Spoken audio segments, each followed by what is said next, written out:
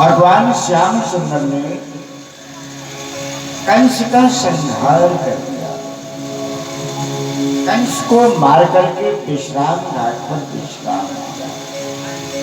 आज भी जहां भगवान ने विश्राम किया था मथुरा में, वो विश्राम घाट के नाम से जाना जाता है। विश्राम घाट की बड़ी महिमा है। विश्राम घाट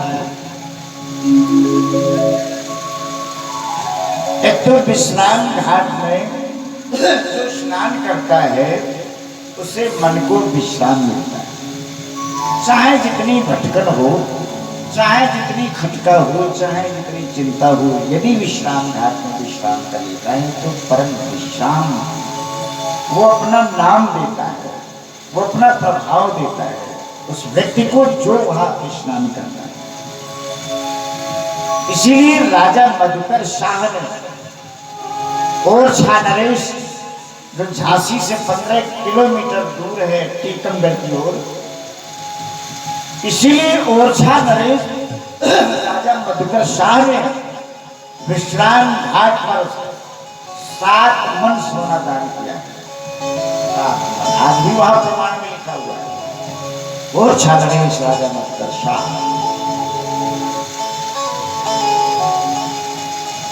और उसी विश्राम घाट में एक और है महत्व महिमा कि कार्तिक अमावस्या के बाद जो द्वितीया आती है, शुक्ल पक्ष द्वितीया को जो भैया दूज कहते हैं, उसका वास्तविक नाम यम द्वितीया है। इस दिन जो बहन अपने भाई की कलाई में राखी बांध देते हैं सिर्फ वहां जाके, ऐसा शास्त्र मत है, ऐसा वेद मत है। धर्मराज ने कहा है जो नरक के ठेकेदार के आज के दिन जो भाई अपनी बहन को बुला के राखी बंधवावेगा नरक में जाएगा, स्वर्ग जाएगा। इसलिए यम द्वितीया के नाम से वो द्वितीया जानी जाती है।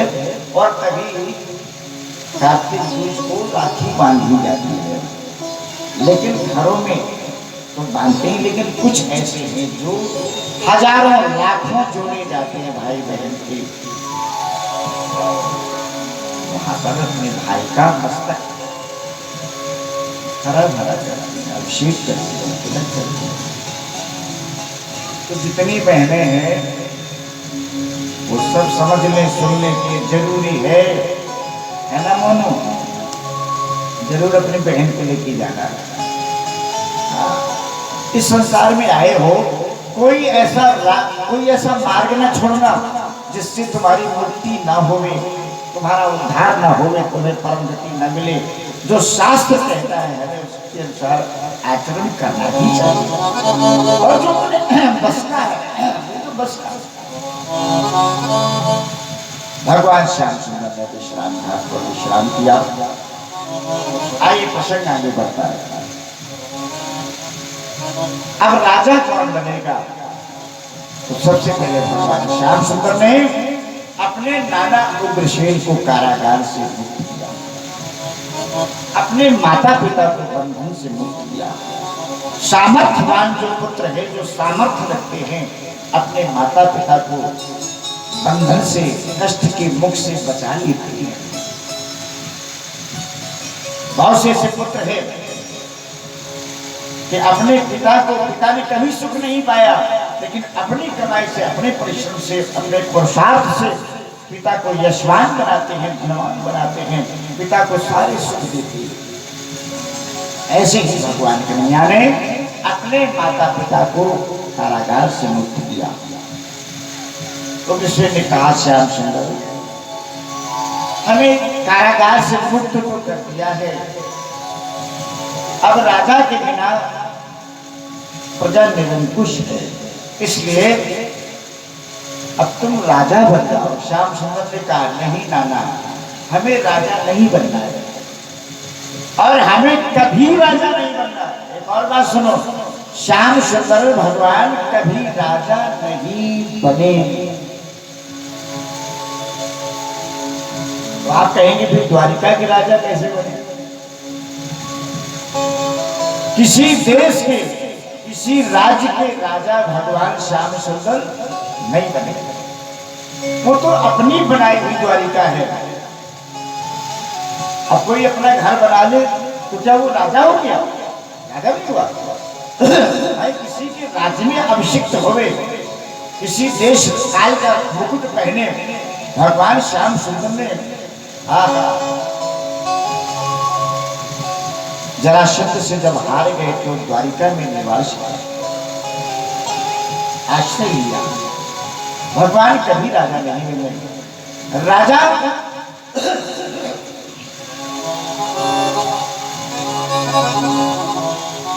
राजा ययाति ने यदु को शाप दिया था।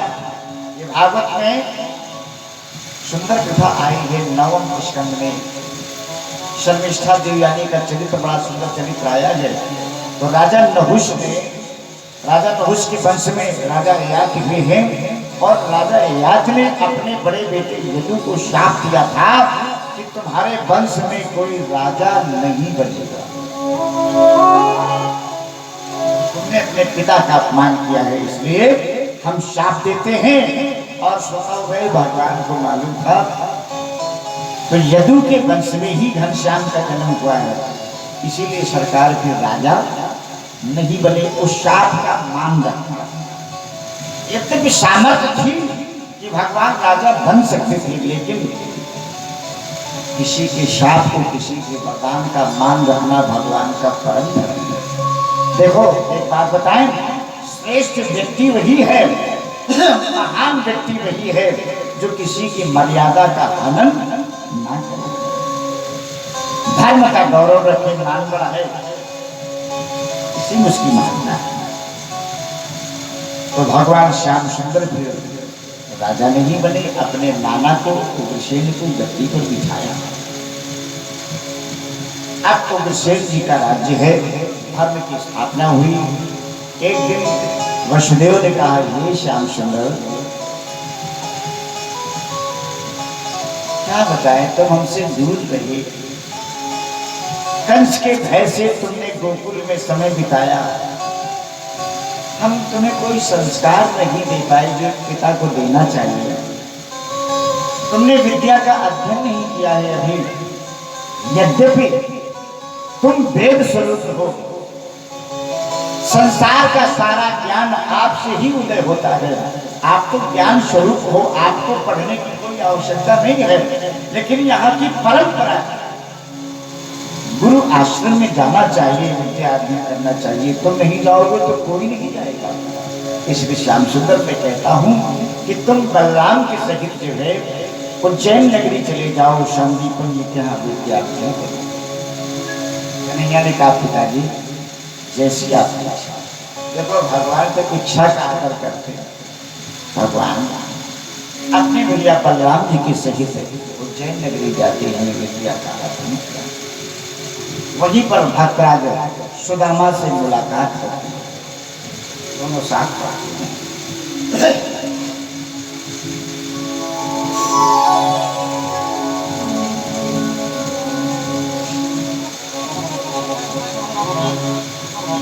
देखो गुरु आश्रम में रह करके गुरुदेव की जी भर की सेवा करनी चाहिए।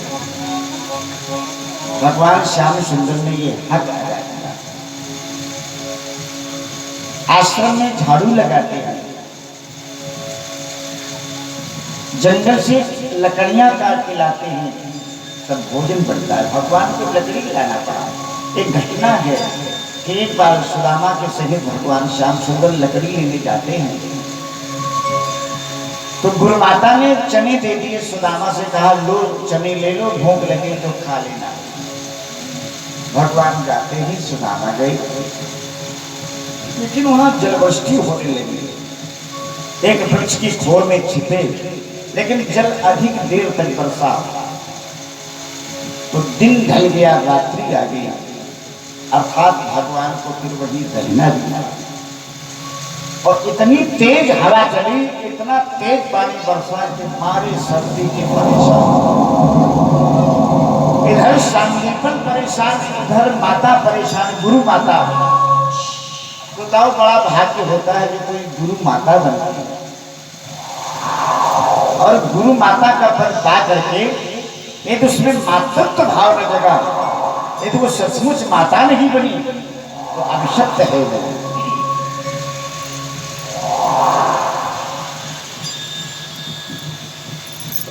अब बड़ी तेज वर्षा हुई, दिन बीत गया, रात आ गई और वहां भूख का समय है। सुदामा बार बार चना देखत कि हैं थोड़ी खा करें, ये तो हमारे घर का नहीं है, देते हैं कन्हैया को तो हम भूखे रह जाते हैं। तो सुदामा ने सोचा ये तो भगवान है, नहीं खाएंगे तो कौन मरी है, हम कौन भगवान है। सुदामा कहते हैं ये तो भगवान है, ये नहीं खाएंगे तो मर थोड़ी जाएंगे, दाल खा लिए और हम अगर न खाओ तो निश्चित मरिएगा। तो इन्होंने चना खाना शुरू कर दिया। भगवान को हंसी आ गई कि आई जो हमारा हिंसा चबा लिया और किसी का हिस्सा नहीं खाना चाहिए आंसू का। तो भगवान ने सोचा हमारा धर्म है कि हम भटके को राह दें, हम इसमें सहयोग न करें, हम इसको बताएं। तो प्रभु ने इशारे से कहा सुदामा ये कैसी कटकट की आवाज कैसी आ रही है, चना जो फूटे से फुट दे तो आवाज बाहर जाए। तो कहा क्यों भैया,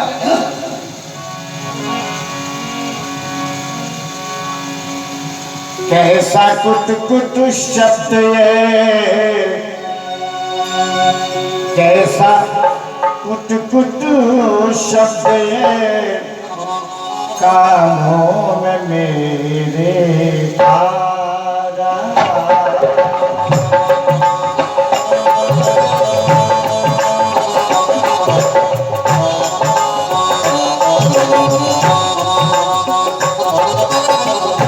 कैसा कुट कुट शब्द है कानों में मेरे आ रहा। कैसा कुट कुट शब्द है कानों में मेरे आ रहा।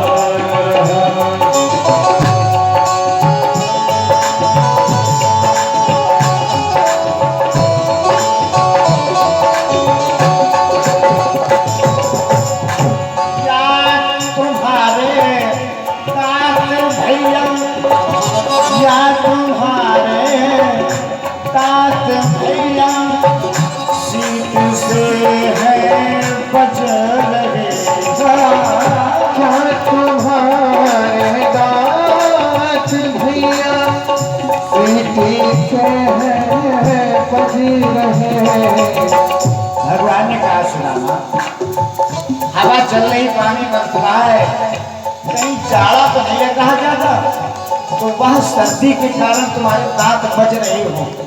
सुदामा ने कहा ठीक है आपने, हम तो आफत में फंसे हैं, बहुत जाड़ा लग रहा है। या तुम्हारे दांत भैया किसे है बज रहे, तुम्हारे दांत भैया किसे है बज रहे, या कोई पक्षी यहाँ, या कोई पक्षी वृक्ष की जड़ खा रहा, या कोई पक्षी वृक्ष की जड़ खा रहा। ऐसा कुछ कुछ शब्द कानों में मेरे आ रहा, ऐसा कुछ कुछ शब्द कानों में मेरे आ रहा। कैसा कुछ कुछ शब्द ये कानों में मेरे आ रहा। सुदामा ने कही महाराज जड़ा रहे हैं, जाड़ा लग रहा है, दांत कट कट बज रहे, तुम्हें अपनी परी है।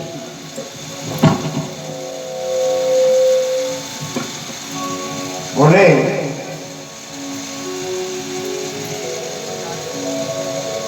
ऐसा तो नहीं किसी पेड़ में कोई कीड़ा लगा हो, इस पेड़ में वो जल खा रहा, वो पेड़ गिर जाए। अरे बोले महाराज आफत को बखत चुप्पा छाड़ेगा। ऐसा कहती रही और महाराज ने सारे चना दबा दिया। इधर जल बंद हुआ। महाराज गुरुदेव हड़बड़ा रहे हैं, ढूंढ रहे हैं, कन्हैया कहाँ हो, सुदामा कहाँ हो। भगवान भागी आज गुरुदेव को बुला रहे हैं, गुरुदेव हम यहाँ हैं। सुदामा वहीं खड़े हैं। सोचा गुरुदेव आ गए हैं, चलना चाहिए। तो सोचा जो ही चले हैं, उसी समय पैर में कांटा लग गया। देखो चना खाया, हिस्सा खाया, कष्ट पैरों में प्रवेश कर गया। चना खाया, किसी का भाग खाया, कष्ट आरंभ हो गया, कांटा प्रवेश कर गया। इतनी तेज कांटा लगा कि इस पार से उस पार हो गया। चल नहीं पाए, रोने लगे। कन्हैया को बुला रहे, कन्हैया देखो हमें बहुत कष्ट है। कांटो लागो रे सावरिया, कांटो लागो रे सावरिया, मोह पे गए चलीला था। कांटो लागो रे सावरिया, मोह पे गए चलीला, गए चलीला था। मोह पे गए चलीला था, गए चलीला था। मोह पे गए चलीला था। कांटो लागो रे सावरिया, मोह पे गए चलीला था। मोह पे गए चलीला था। वो कांटो लागो रे सावरिया, मोह पे गए चलीला था। मोह पे गए चलीला था। मोह पे गए चलीला था। आज भगवान सुदामा से इतना प्रेम करते हैं श्रोताओं कि सुदामा के पैरों में प्रभु ने जब कांटा देखा, हाथ से निकाला नहीं निकला, पार हो चुका था, तो भगवान ने अपने दांतों से कांटे को निकाला। प्रेम की पराकाष्ठा। भगवान अपने भक्त को कष्ट से मुक्त करने के लिए कभी भगवानपन नहीं दिखाते हैं कि हम भगवान हैं। भक्त को जैसे बनता है कष्ट से मुक्त करते हैं। उठाया, दांतों से लगाया, कांटे को निकाल दिया, रक्त की धारा बह निकली। प्रभु ने उसी समय अपना पीताम्बर फाड़ दिया और पट्टी कर दी। हे मुगल, हे श्याम सुंदर, ये क्या किया तुमने? जरा से रक्त की बूंद के लिए तुमने कीमती वस्तु फाड़ दिया। कहा अरे सुदामा, तुझे नहीं मालूम है इस खून की, इस रक्त की क्या कीमत है? ये हमसे पूछो कि मैं तुमसे कितना प्रेम करता हूँ। और जिससे प्रेम किया जाता है उसके लिए हर वस्तु न्यौछावर होती है। ये तो वस्तु के 4 धागे हैं। सुदामा ने कहा प्रभु, हम आपके इस स्नेह के चिर ऋणी रहेंगे। वही से श्रोता दोनों गहरी दोस्ती के रिश्ते में बन जाते हैं। बोले भक्त भगवान जय हो। भगवान ध्यान से सुने, ज्यादा दिन शांतिपन दुनिया नहीं रहे, केवल 64 दिन रह करके विद्या का दिल किया है।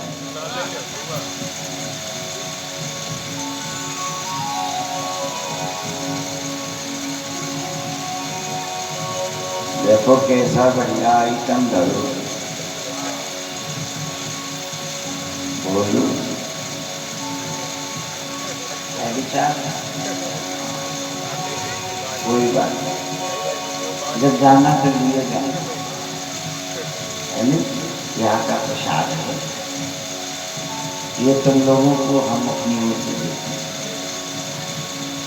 जितना रस दिया है, आनंद दिया है, यहाँ से कुछ रस तुम ही ले जाओ। कांटों के बीच में अधिक सुंदर फूल होता है गुलाब का, तो सिंघाड़े कांटे जरूर है, लेकिन इसमें रस भरा हुआ है, प्रवेश करोगे आनंद मिलेगा। हला हवाई तो बहुत पसंद की चीज है, आज समझो कि हम कुर्बानी दे रहे हैं, हम क्या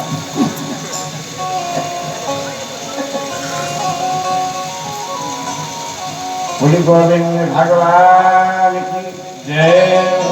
आइए कथा अपने पूर्व प्रसंग से है, ध्यान से सुने। भगवान शांतिपन जी के यहाँ प्रतिदिन एक विद्या का आनंद लेते हैं, एक विद्या सीखते हैं।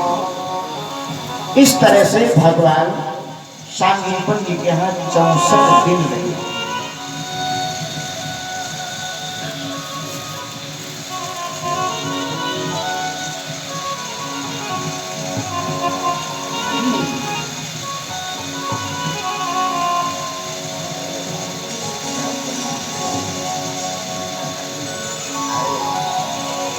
हमारे आदरणीय श्री डॉक्टर साहब से मुंशी लाल जी बड़े प्रेम से कथा सुनी है आपने।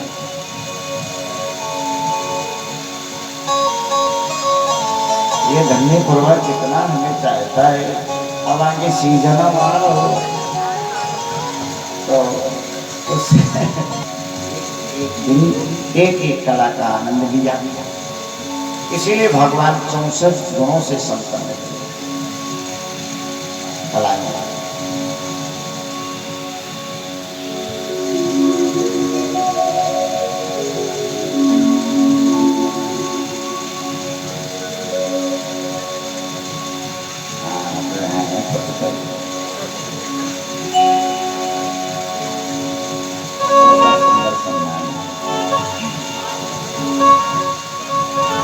डॉक्टर जी का भाव बड़ा सुंदर है, हमने बराबर देखा, सातों ही दिन बड़ी निष्ठा से सुनते थे।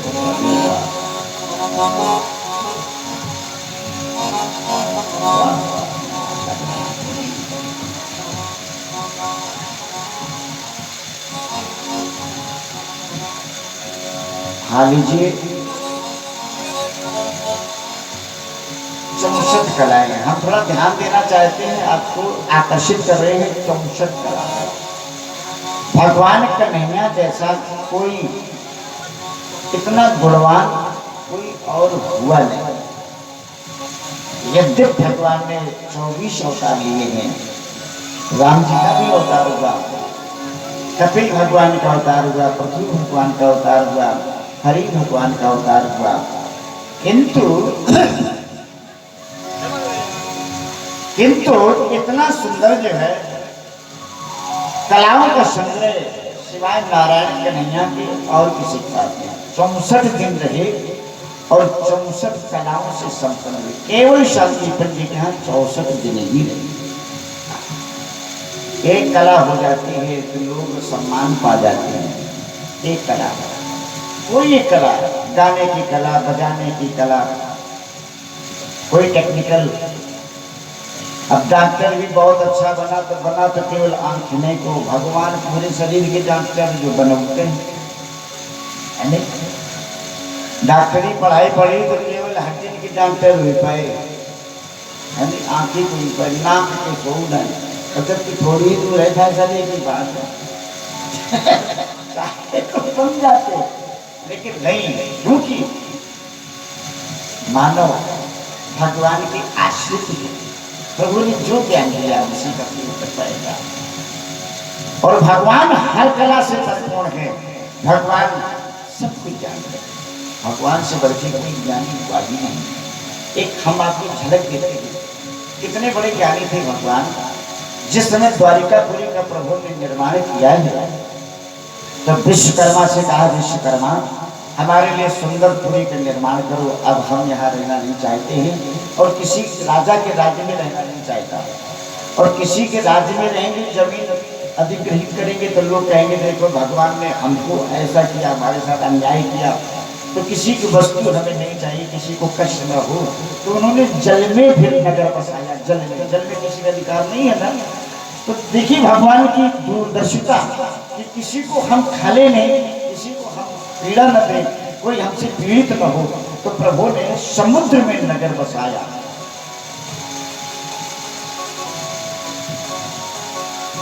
12 योजन का नगर था, 1 योजन 4 कोस का होता है, 12 चौक 48।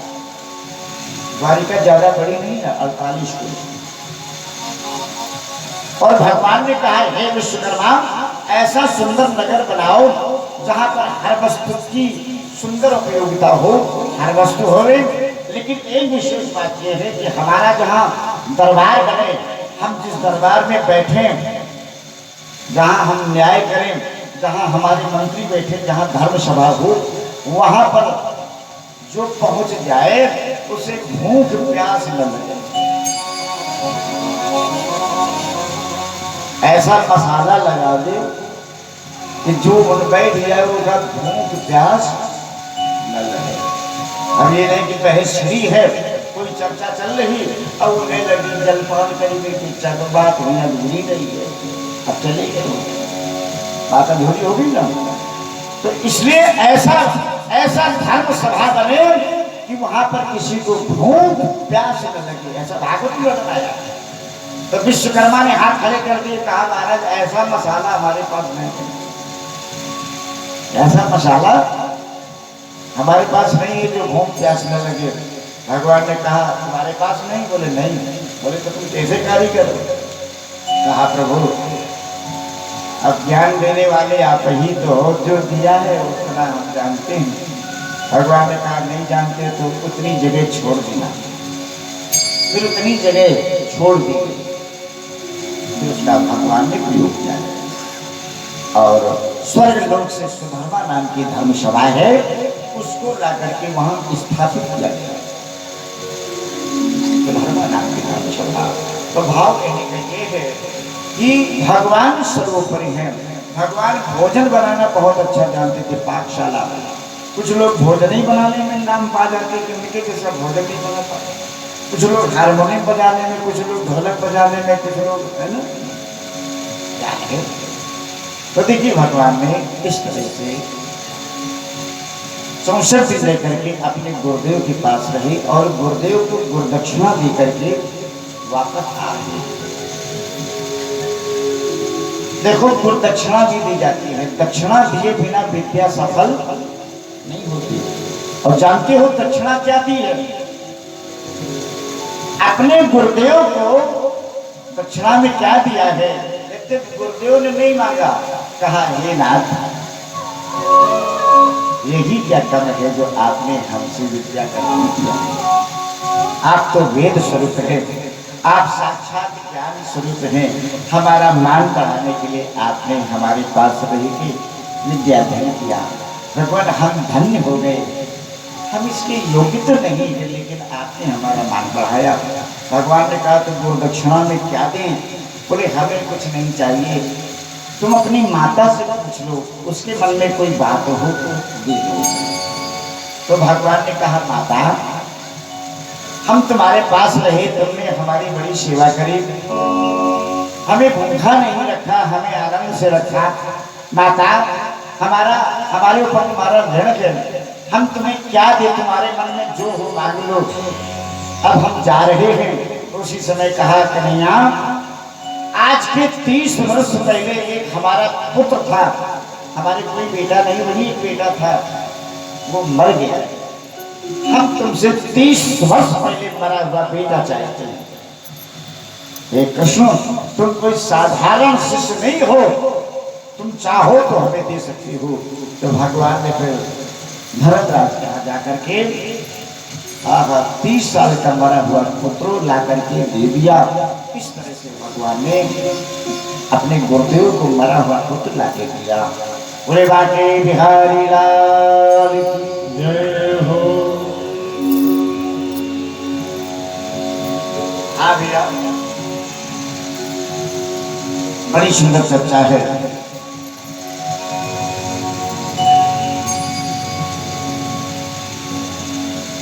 भगवान वापस आ जाते हैं।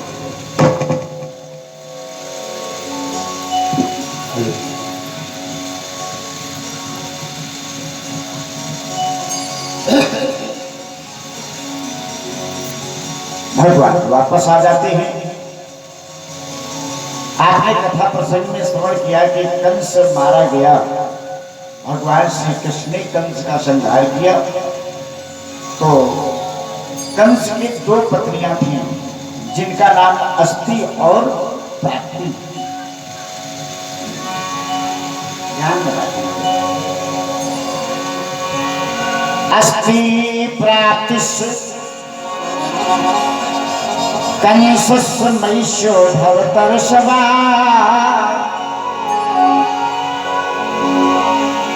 मते दुखार्थे। ये दोनों अस्त्री प्राप्ति दुखी हैं। अपने पति के मरने पर दुखी होकर के वैधव्य वेश धारण करके अपने पिता के पास पहुंची। कहा? जरासंध के पास। मगध नरेश जरासंध। प्यारे भक्तों, जब जरासंध ने जाना श्री कृष्ण ने हमारे दामाद को मार दिया, तो श्रोताओं जरासंध के पैर जल गया। इसने भगवान से युद्ध किया और 17 बार आक्रमण किया गया। 17 बार युद्ध में हारा, लेकिन 18वीं बार जीत जाता है। मथुरा में जरासंध का अधिकार हुआ और तभी भगवान ने फिर द्वारिका पुरी का निर्माण किया।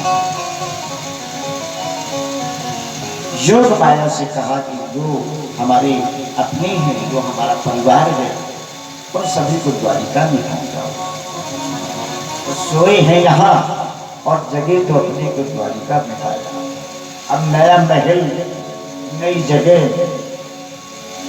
द्वार ढूंढे नहीं मिले। द्वार पूरी द्वारिका में लोग कह रहे थे, जब जगह है तब यही कह रहे थे कि ये महल कैसा है, इसमें दरवाजा कौन है? द्वारिका, द्वारिका, द्वारिका, दरवाजा कौन है? दरवाजा कौन है? द्वारे द्वारे कम सुखम यस्या द्वारिका। जहाँ द्वारे द्वारे पर सुख विराजमान हो, ऐसे परमपुरी का नाम है श्री द्वारिका पुरी धाम। बोले भक्त भगवान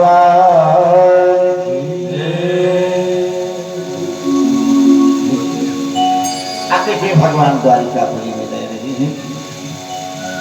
आगे राजन परीक्षित ने पूछा, भगवान सुखदेव से कहा, हे नाथ, भगवान ने कितने विवाह किए?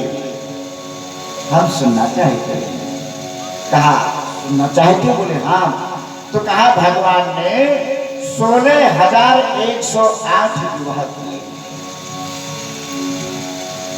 16,108।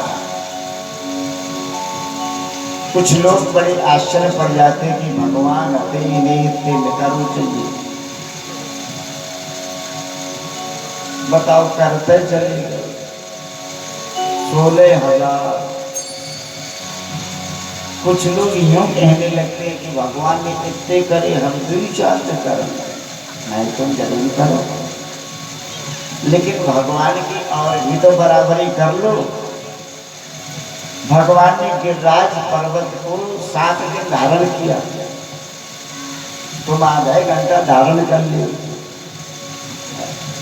हम कहा तुम झबैया लिए 7 दिन 7 रात खा लेगा।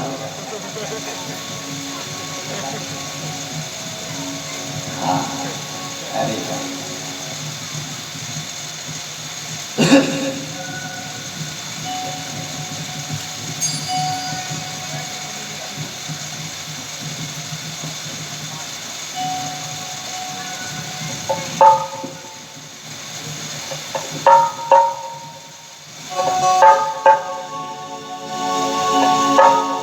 लिया मेरा भोला समन राधा बड़े प्यार राधा राधा बड़े प्यार राधा लिया मेरा भोला समन लिया मेरा भोला समन राधा बड़े प्यार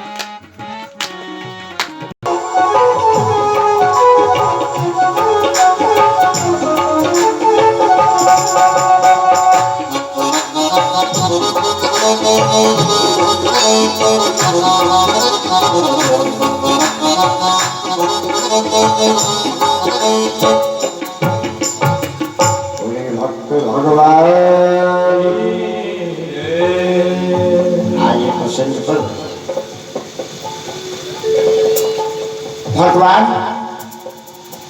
इस तरह से इन कन्याओं को अपनी शरण में लिया और इसीलिए भगवान ने इन कन्याओं से विवाह किया। 16,108 की रानियां हुई। देखिए भगवान का बहुत बड़ा परिवार हुआ। हर रानी के 10-10 पुत्र। देखो 16,108 रानियां हैं और सभी रानी में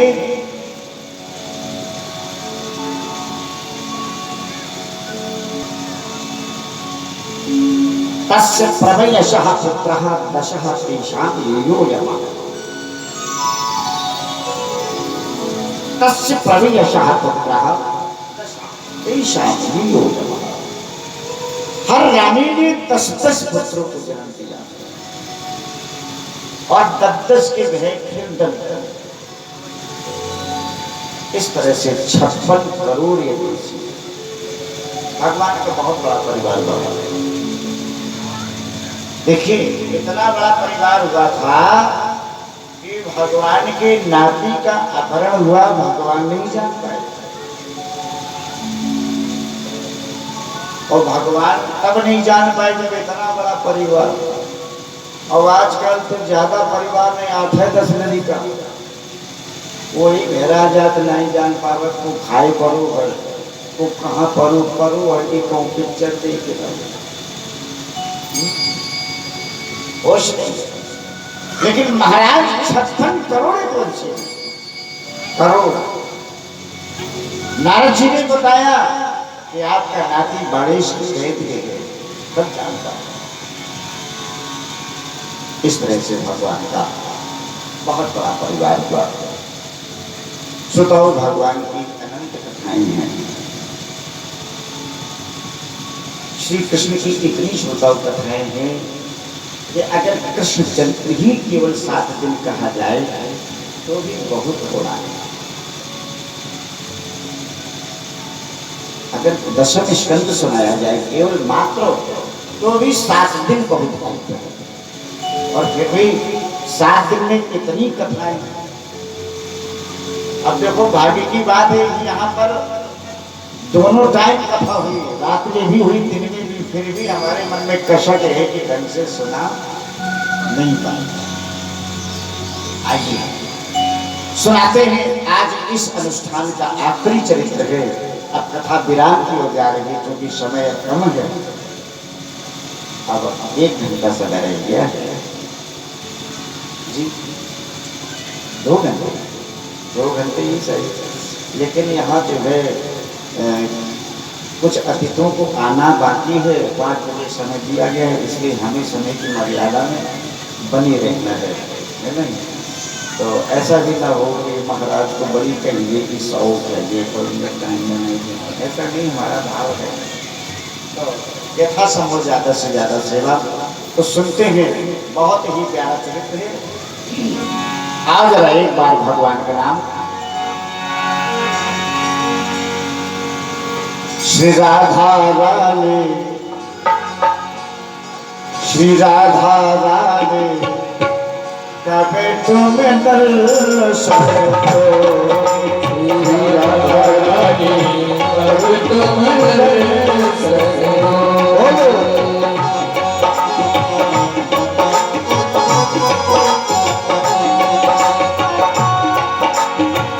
कभी तुम दर्शन दोगी, कभी तुम दर्शन दोगी, कभी तुम दर्शन दोगी।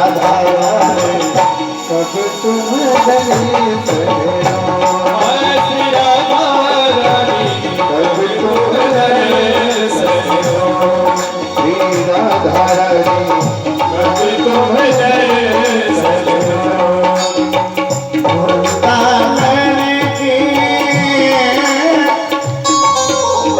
की कुंज गलिन में, वृंदावन की कुंज गलिन में, वृंदावन की कुंज गलिन में, वृंदावन की कुंज गलिन में, वृंदावन की कुंज गलिन में, वृंदावन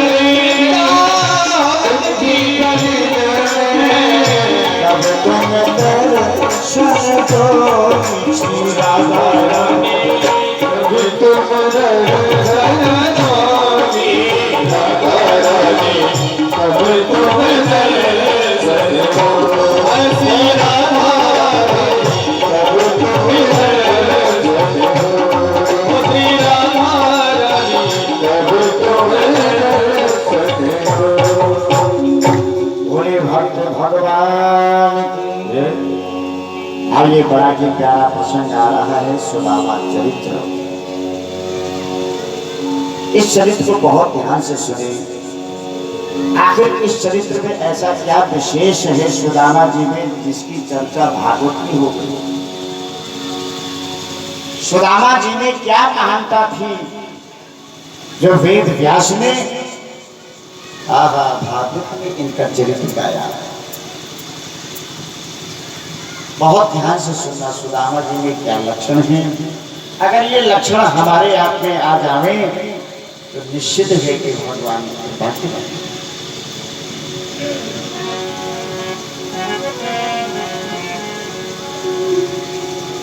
कृष्णस्य आसीत् कश्चित् सखा।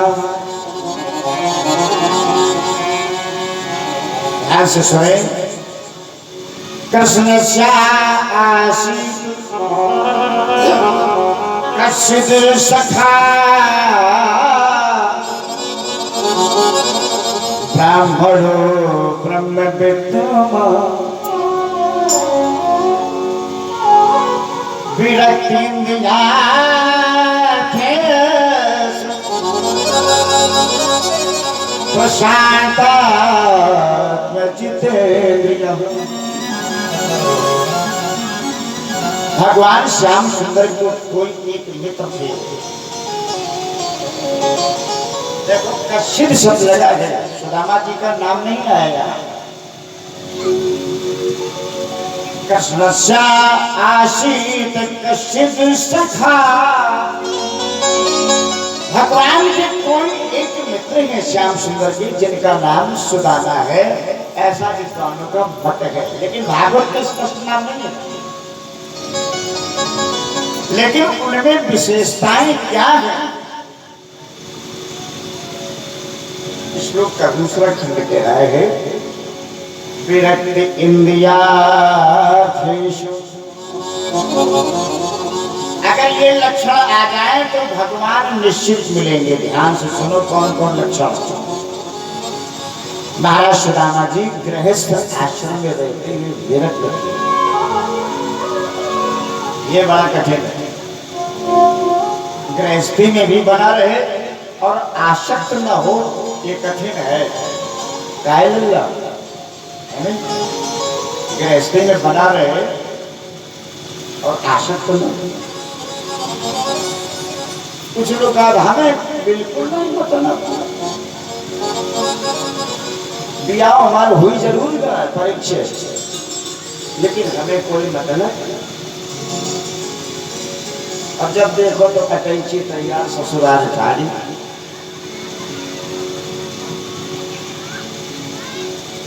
जब देखो झोरा तब थोड़ा बोले कहाँ जा रहे, बोले दूजा जा रहे, काहे बोले शक्कर चंदी मंगाई नहीं। ये आसक्ति नहीं तो क्या। भगवान की कथा के लिए समय नहीं है, भगवान की कथा के लिए समय नहीं है, लेकिन संसार के लिए समय है। तो विरक्त इंद्रियार्थेश, गृहस्थ आश्रम में रहते हुए महाराज विरक्त थे। इंद्रियों पर संयम रखने वाले, इंद्रिय आसक्त नहीं थे, इंद्रियों पर संयम रखने वाले अच्छा संत वही है, महान संत वही है जो इंद्रिय आसक्त है। अब इंद्रियां क्या है, अब जरा ध्यान से सुने। आंखें इंद्रिय है, कान इंद्रिय है, जिह्वा इंद्रिय है, घड़ी नाक, ये अपनी अपनी ओर खींचती है। अब हम भजन करने बैठे, भजन करने, किसी के आने की आवाज सुनी सो चौंक पड़े, हमें लगे तू आओ, माला चल रहा हो माला, लेकिन कोई आवाज आई कि हमें लगे तू घर है, तो फौरन नाती को तुम है का मतलब तुम माला फेरो, लेकिन नहीं चिंता है। और आओ है तो हलवा जरूर बना हुई है, तो हमारा ध्यान रखिए। ये जीव ने कहा, ये जिह्वा ने कहा कि हमारा ध्यान रखिए, तो भाव कहने के ये है। लेकिन महाराज सुदामा जी इंद्रियों पर संयम रखने वाले हैं, गृहस्थ आश्रम में रहते हुए महाराज विरक्त थे। गृहे रमते अनमूला कर्म बंधा पराभवः, गृहस्थ आश्रम में रहते हुए महाराज कर्म बंधनों से मुक्त। विरक्त इंद्रियार्थ स्पर्शांता जितेंद्रिया, इनकी आत्मा संतुष्ट थी, इनकी आत्मा परम संतुष्ट थी, परम संतुष्ट।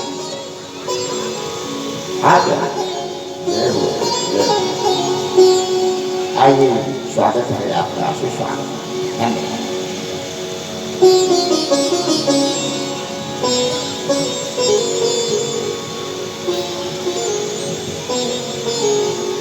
आज हमारे बीच श्री ठाकुर साहब जी का कार्यक्रम हुआ, और ऐसे स्वागत है, सभी लोगों का स्वागत है।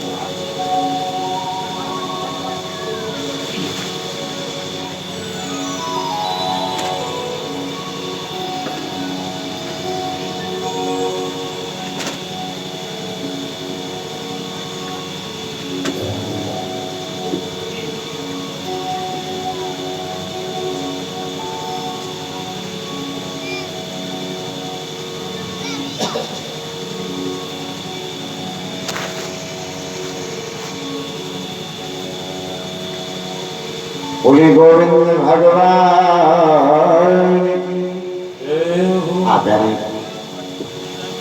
बड़ी सुंदर चर्चा है, क्या प्यारी धर्म सभा है। वेद प्रणीत धर्म,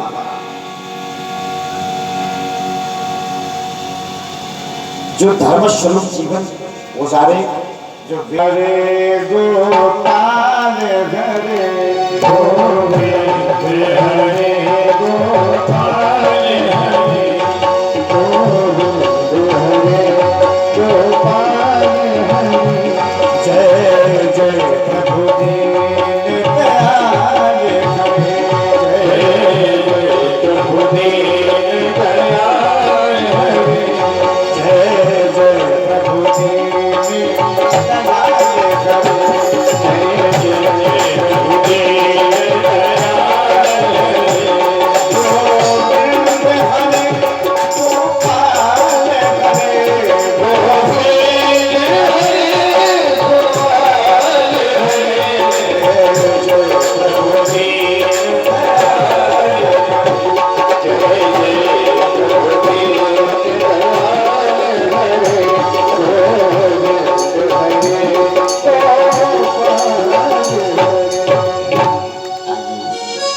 घरे तथा पूर्व प्रसंग से विरक्त इंदिरा फीस प्रशांत आत्मजित सुदामा जी गृहस्थ आश्रम में रहते हुए विरक्त थे। सुदामा का नाम भागवत में क्यों आया, वेद व्यास ने सुदामा की चर्चा क्यों की, उनमें कौन सी गुण है, बहुत ही सुंदर गुण। आहा, गृहस्थ आश्रम में रहते हुए महाराज जी विरक्त थे। देखो, गृहस्थी में बना रहे, आसक्त न हो, बड़ी बात है। और भजनानंदी को संसार में रहते हुए संसार में आसक्ति न हो, वही भगवान को पा सकता है। प्रशांत आत्मजितेंद्रिय, उसकी आत्मा संतुष्ट है। सुदामा जी बड़ी ही गरीब है। इनकी पत्नी का नाम है सुशीला। ऐसे सुने, इनकी पत्नी का नाम है सुशीला। सुदामा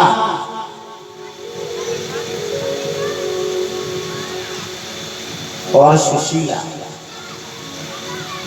सुष्टु शीला यस्या सा सुशीला।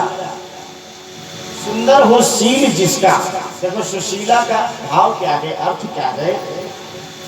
सुष्टु शीला यस्या सा सुशीला, जिसका सुंदर हो शील, शील कभी भंग ना हो, ऐसी प्रियदेवी का नाम है सुशीला। सुदामा, दाम माने रस्सी, ये ऐसा भक्त है जिसने प्रेम रूपी रस्सी परमात्मा से ठीक जोड़ी हो। सुदामा जी बहुत गरीब हैं। इनके 4 बच्चे हैं। सुताओ, कभी कभी ऐसा भी होता है कि 4 दिन हो जाते हैं, भोजन नसीब नहीं होता है।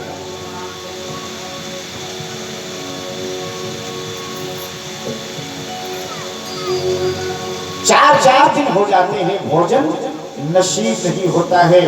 एक समय की बात है, ध्यान दें कथा क्यों। 4 पुत्रों सहित दैव योगी एक बार, एक समय की बात है, 4 पुत्रों सहित दैव योगी एक बार। अरे बीते पूरे 2 दिवस बिना मिले आहार।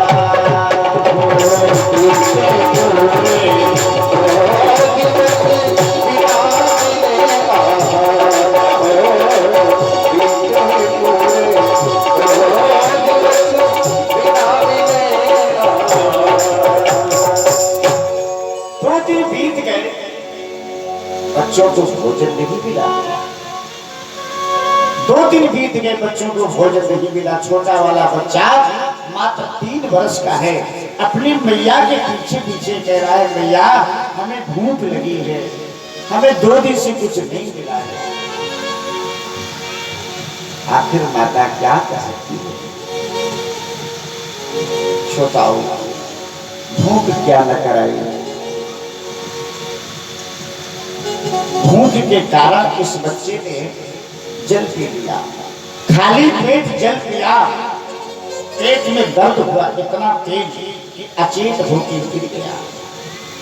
बच्चे को गिरते देखा, परेशान हो गई सुशीला, भागी और अपने पति के पास जाती है, सुदामा के पास। सुदामा द्वार पर बैठे भजन कर रहे, भगवान का संकीर्तन करते हैं। हाँ सुदाओ, कैसे कर रहे हैं? श्री कृष्ण गोविंद हरे मुरारी, श्री कृष्ण गोविंद हरे मुरारी, हे नाथ नारायण वासुदेव, श्री कृष्ण गोविंद हरे मुरारी, हे नाथ नारायण वासुदेव, श्री कृष्ण गोविंद हरे मुरारी, हे नाथ नारायण वासुदेव,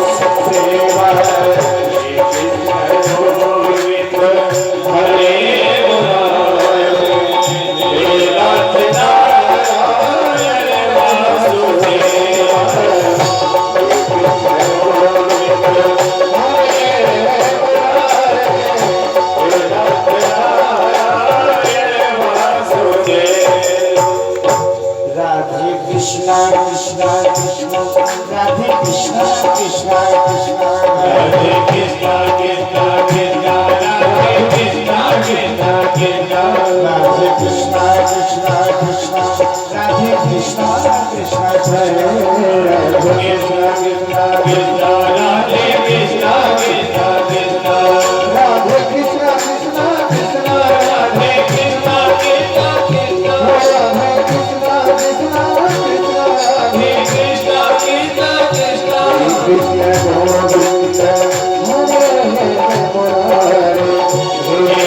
कृष्णा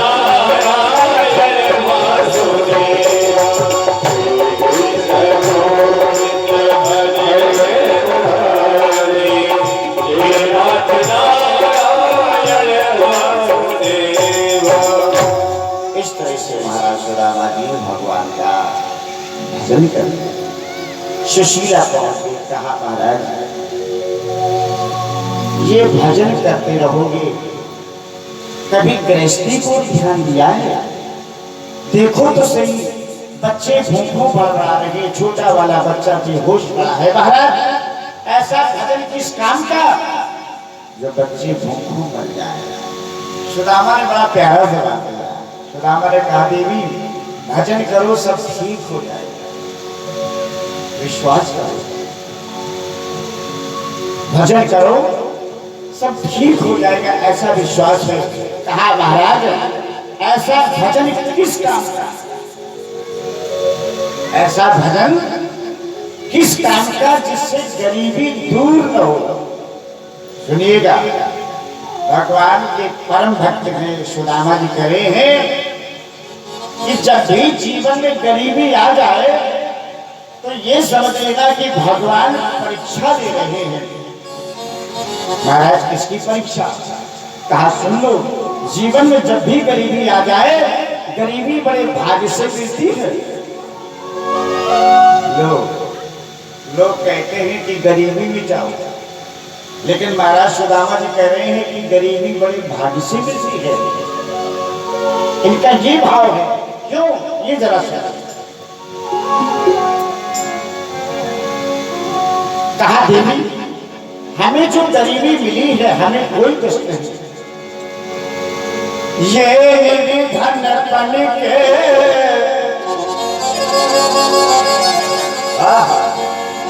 ये धन पन के अरे दिन जो है ये हमें नहीं दुख देते। अरे भगवान अपने भक्तों की परीक्षा बस ऐसे लेते। भगवान अपने भक्तों की परीक्षा बस ऐसे लेते हैं।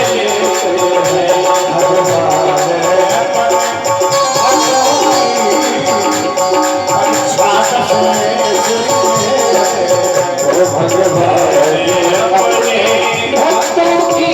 परीक्षा बस ऐसे भगवान अपने भक्त की परीक्षा लेते हैं धीरज की। गरीबी बड़े भारी से मिलती है, ये महाराज का मत है। कह रहे हैं गरीबी में ईमान हिल जाता है।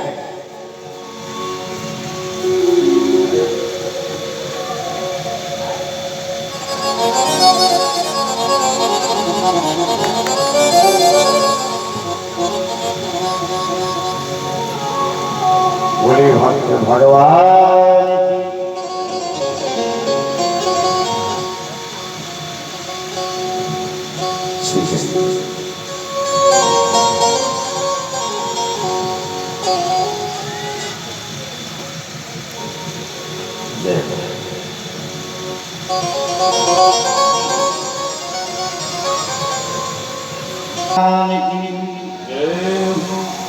आज सुशीला से कहा गई जीवन में जब भी गरीबी आ जाए